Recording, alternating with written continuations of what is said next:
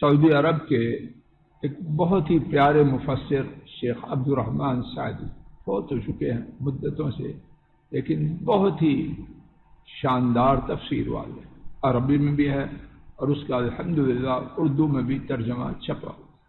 فرماتے ہیں کامیاب لوگوں میں شامل حضرات اس گروہ میں علم و تعلیم سے منسلک حضرات، جو پڑھنے پڑھانے میں وہ خطبہ اور لوگوں کو وعظ و نصیحت کرنے والے، لوگوں کو نمازیں قائم کرنے، زکوٰۃ ادا کرنے اور دیگر شرعی امور سر انجام دینے کا حکم دینے اور برائیوں سے منع کرنے والے محتسب حضرات شامل ہیں۔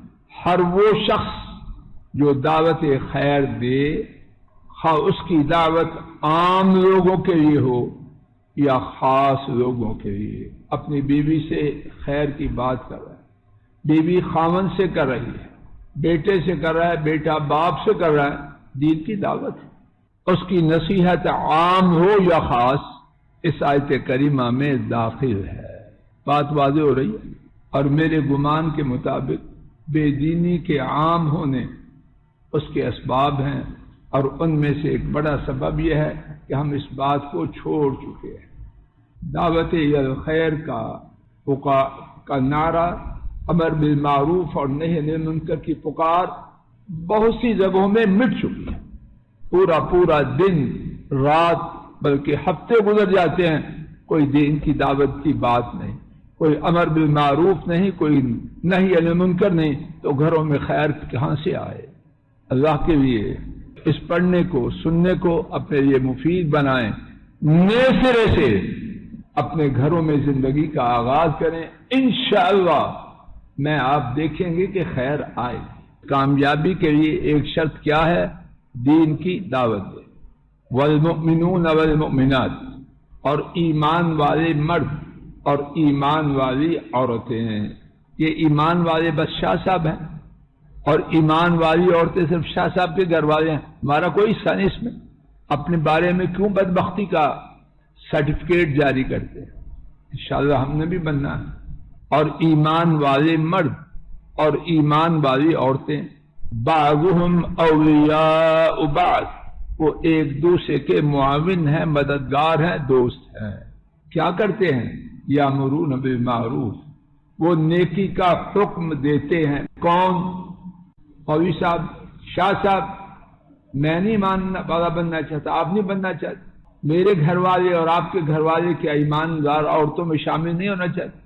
تو ہونا چاہتے ہو تو یہ کریں۔ وہ نیکی کا حکم دیتے ہیں اور برائی سے روکتے ہیں۔ وَيَنْهَوْنَ عَنِ الْمُنْكَرِ، اور کوئی خاص نیکی اور کوئی خاص برائی نہیں، ہر بات جو بھلی ہے اس کا حکم دیتے ہیں، ہر بات جو بری ہے اس سے روکتے ہیں۔ وَيُقِيمُونَ الصَّلَاةَ، اور نماز قائم کرتے ہیں، صرف کہتے ہی نہیں خود بھی کرتے ہیں۔ وَيُؤْتُونَ الزَّكَاةَ، اور زکوٰۃ دیتے ہیں۔ وَيُطِيعُونَ اللَّهَ وَرَسُولَهُ، اور اللہ تعالیٰ کی اور ان کے رسول صلی اللہ علیہ وسلم کی اطاعت کرتے ہیں۔ یہاں توجہ فرمائیے، کیا نماز کا پڑھنا اور زکوٰۃ کا ادا کرنا اللہ تعالیٰ اور ان کے رسول کی تابعداری میں شامل نہیں؟ پھر بھی اس کا ذکر کیا۔ کیوں؟ ان دونوں کی اہمیت کو اجاگر کرنے کے۔ شیخ صاحب آئے، ملک صاحب آئے، سارے لوگ آئے، تو شیخ صاحب اور ملک صاحب جنوں میں سے ہیں، کیوں ان کا ذکر کیا؟ ان کی حیثیت کو نمایاں کرنے کے۔ نماز کو قائم کرتے ہیں اور زکوٰۃ کو ادا کرتے ہیں، اور اللہ تعالیٰ اور ان کے رسول صلی اللہ علیہ وسلم کی اطاعت کرتے ہیں، وہ بھی ان میں شامل ہیں، لیکن ان کی حیثیت کو اجاگر کرنے کے لیے۔ جو نیک وقت کب ہوگا؟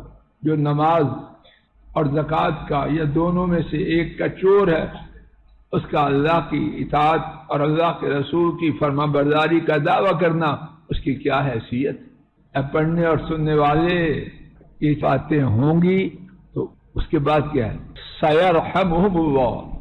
سین، بعض مفسرین نے لکھا کہ جب مخلوق کے بارے میں استعمال ہو تو اس کا معنی ہے ان قریب، اور جب اللہ اپنے بارے میں استعمال کرے تو معنی ہے یقیناً ان لوگوں پر اللہ رحم کرتے ہیں۔ مجھے جواب دیجئے، ہم میں سے کون ہے جو اللہ کے رحم کرنے کا محتاج؟ کوئی ہے؟ اللہ تعالیٰ اپنے فضل و کرم سے کہنے سننے کی غلطی کو معاف فرمائے۔